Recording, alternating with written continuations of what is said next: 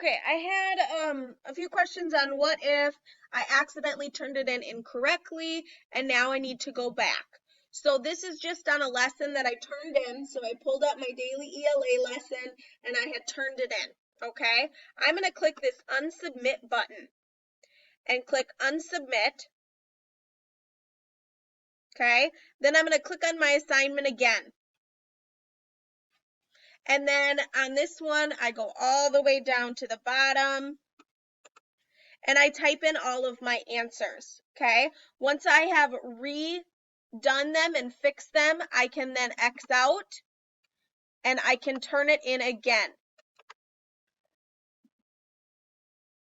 okay?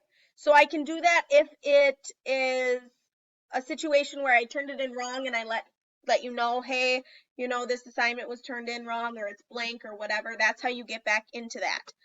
Now, as for the Google Forms, what you need to do is anytime there is a Google form, meaning there is an answer, you will not get notified that it like that you can't like turn it in. So once you complete it, just write mark is done.